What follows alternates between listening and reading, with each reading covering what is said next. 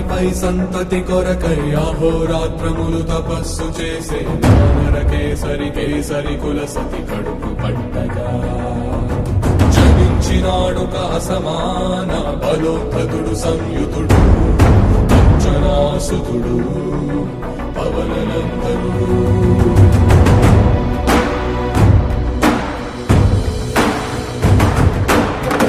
కిరణముల ఉదయాత్రి గని అది పండిన తీయని పంటను పడు సూర్యమండలము పండితి నానని ఉవ్విళ్ళుడే. అనుదేహం నాడున రవి మరుగై జగము చీకటై మారా.